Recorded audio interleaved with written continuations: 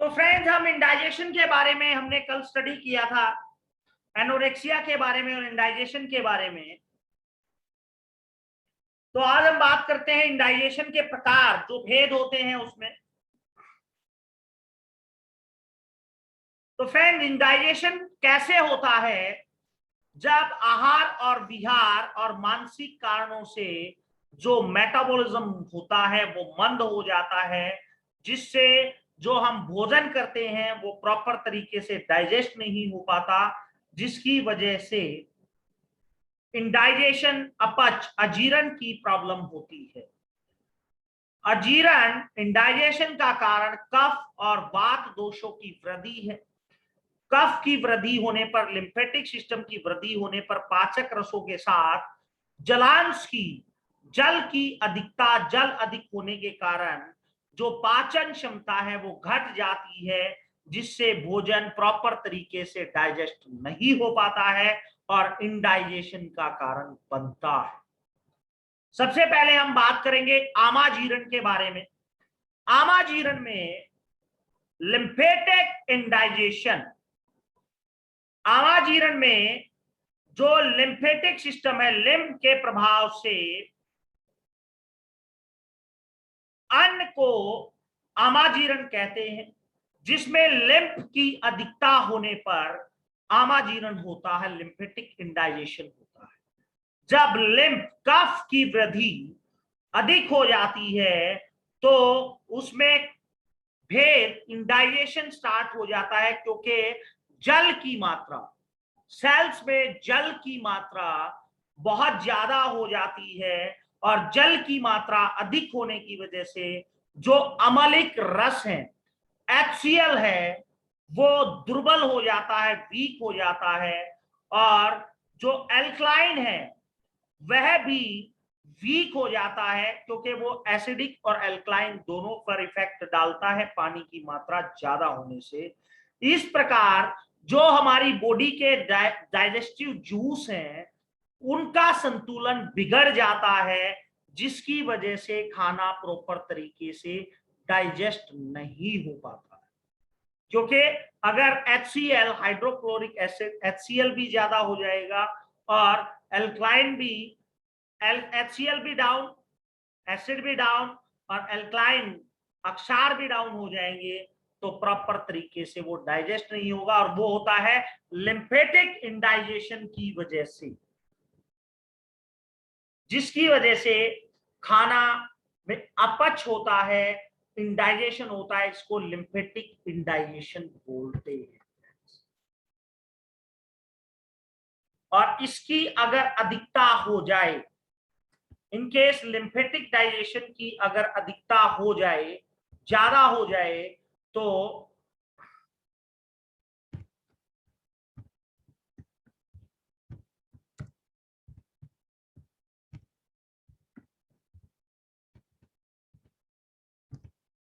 Lymphatic indigestion में जल की मात्रा ज्यादा हो जाती है, जिसकी वजह से एसिड और एल्कलाइन दोनों वीक हो जाते हैं, जो खाने को प्रॉपर तरीके से मेटाबोलाइज नहीं कर पाते और अपच का कारण बनते हैं। तो इसके लिए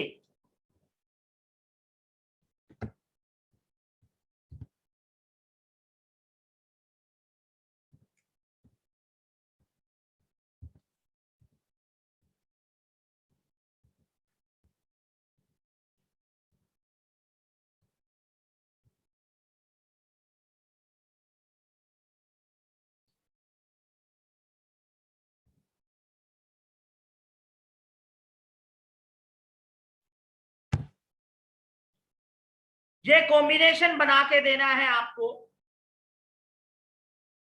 जिसकी वजह से S1 और L1 वो क्या करेगा, जो लिम्फ की मात्रा अधिक हो रखी है उसको बैलेंस करने का काम करेगा, उसको डाउन करने का काम करेगा। और S10, C15, S5 और WE, जो मेटाबोलाइज्म सिस्टम वीक हो चुका है, उसको दोबारा से उठाने का काम। अब यहां पर हमारे बहुत से मित्र बोलेंगे कि ये तो स्ट्रक्चरल रेमेडी है। अगर कोई भी चीज की अधिकता हो रखी है तो वो D4 पॉजिटिव में देंगे तो और बढ़ेगी, उसको डाउन करने के लिए आपको D8 में लेके आना पड़ेगा। उधर से लिम्फेटिक मेटाबोलाइज, जो लिम्फेटिक बढ़ा हुआ है वहां पे उसको डाउन करने के लिए S1 और L1 बहुत बेस्ट काम करेगी, और S10 C15 S5 और WD4 में देने से मेटाबॉलिक सिस्टम को बढ़ाने का काम करेगी, जिससे वो खत्म हो जाएगा। इसके आगे हम बात करेंगे बिलियस इंडाइजेशन, जिसको विदघात जीर्ण भी कहा जाता है, जिसमें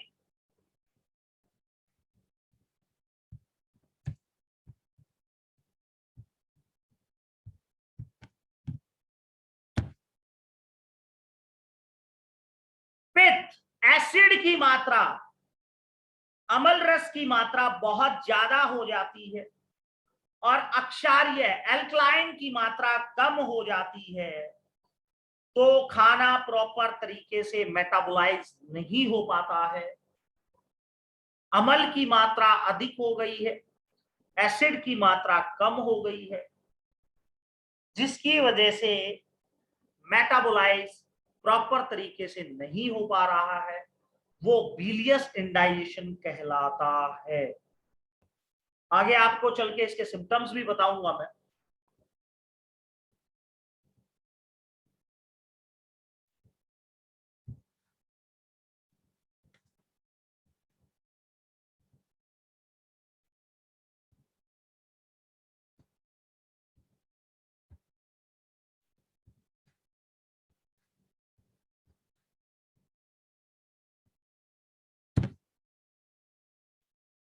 S10 C15 L1 को D8 में जो एसिड की मात्रा बढ़ गई है उसको डाउन करने का काम करेगा, और S2 और BE जलन को खत्म करने का काम करेगा और मेटाबोलाइज करने का काम करेगा, जो एल्कलाइन को बैलेंस करने का काम करेगा। फ्रेंड्स, ये बिलियस इंडाइजेशन। इसके आगे है नर्वस इंडाइजेशन।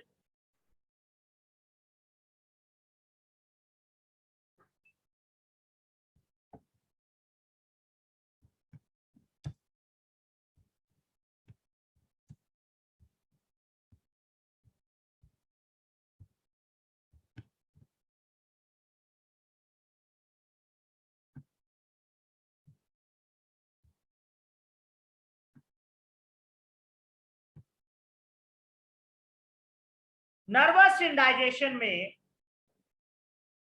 वायु की वृद्धि हो जाती है, नर्व्स की सिस्टम, नर्वस टेम्परामेंट की वृद्धि हो जाती है, बढ़ जाता है,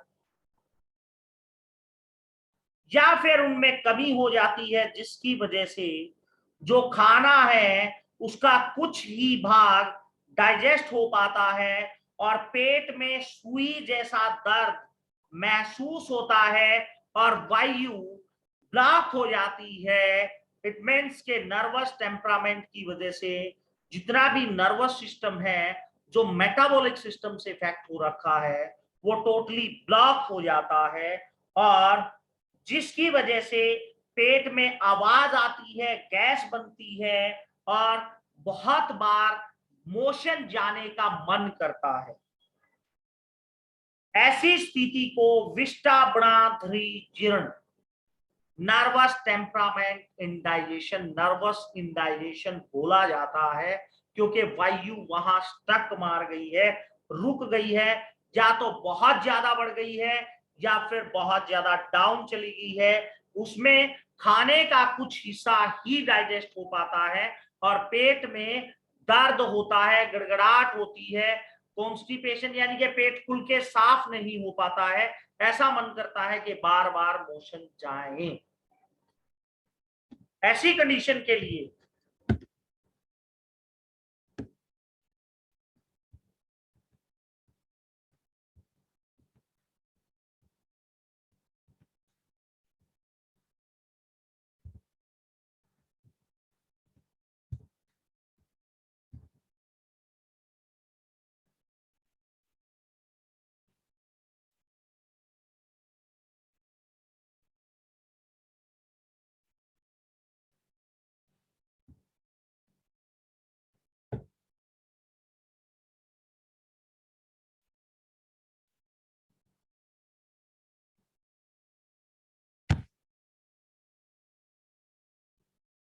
ऐसी कंडीशन में आपको H3C3 H10 C10 जो इंटेस्टाइन्स पे वर्क करेंगे, मेटाबॉलिज्म सिस्टम पे वर्क करेंगे, और F1 और L1 और S5 और WE जो वायु ब्लॉक हो रखी है, जो वायु ब्लॉक हो रखी है, अवरुद्ध हो रखी है, स्टक मार रखी है, उसको रिलीज करने का काम करेंगे। इससे आपका पेशेंट सिक्योर हो जाएगा।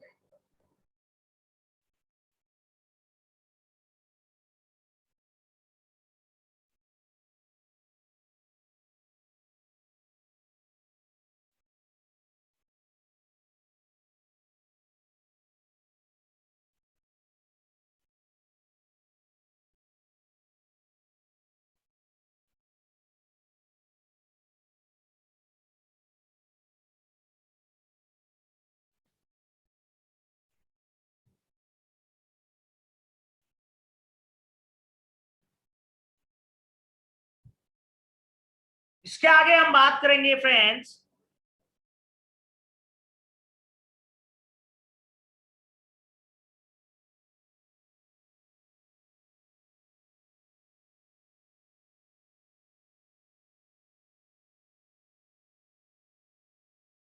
प्राकृत नेचुरल इंडाइजेशन, यानी कि ऐसे लोग जिनको खाना खाने के बाद वह पचता नहीं है, वो प्रॉपर तरीके से एमेच्योर इंडाइजेशन, जिसमें वो खाना प्रॉपर तरीके से डाइजेस्ट नहीं होता है, जो दिन पाकी अजीर्ण कहलाता है। इट मीन्स के 24 घंटे में उसका पूरा डाइजेशन, एक टाइम पीरियड होता है फ्रेंड डाइजेस्ट करने का फूड को, 5 घंटे 4 घंटे पर्टिकुलर एक फूड के हिसाब से, कि वो फूड इतने घंटे में डाइजेस्ट हो जाता है। वो डाइजेस्ट फूड का चार्ट हम आपको देंगे कि दूध कितनी देर में डाइजेस्ट होता है, रोटी कितनी देर में, दलिया कितनी देर में, फ्रूट्स कितनी देर में, और जूस कितनी देर में।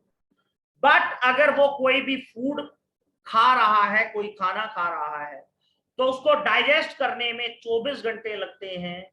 या बहुत लोग ऐसे हैं जो अधिक मात्रा में बहुत ज्यादा खाना खाते हैं, भोजन करते हैं, और असमय पर भोजन करते हैं, या अपोजिट खाना खाते हैं, उसको दिन पाकी इंडाइजेशन कहा जाता है। It means 24 hours time period लगता है उसको डाइजेस्ट करने।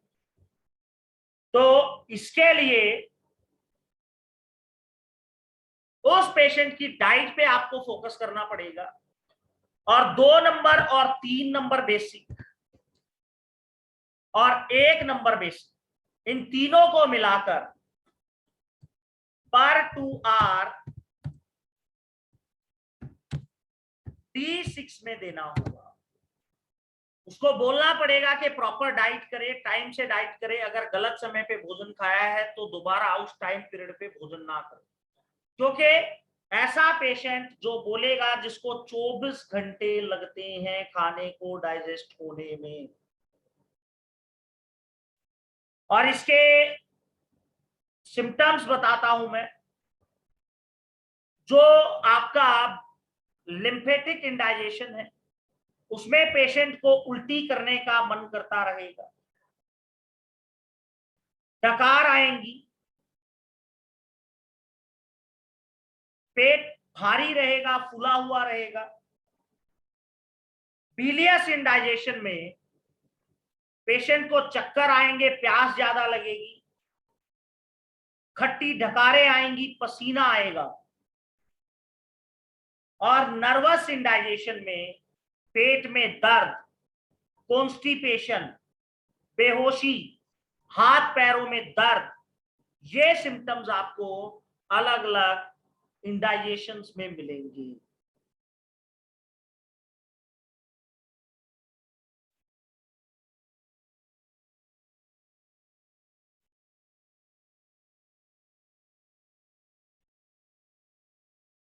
और फ्रेंड्स, अगर आपको लिम्फेटिक इंडाइजेशन को बहुत जल्द ठीक करना है, तो उस पेशेंट को देखिए, हर टेम्परामेंटल इंडाइजेशन के लिए अलग अलग डाइट रहेगी।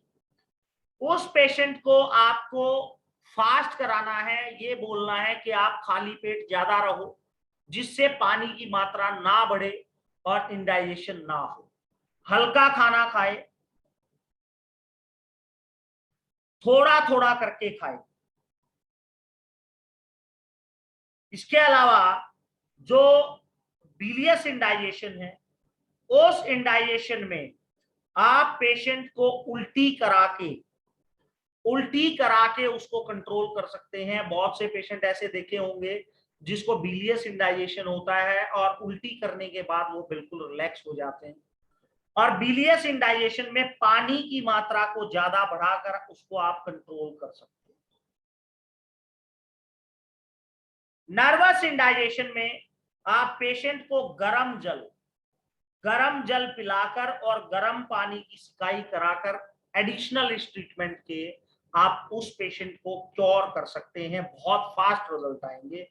ये आपको समझना जरूरी है कि इसको नर्वस इंडाइजेशन है, बिलियस इंडाइजेशन है या लिम्फेटिक इंडाइजेशन।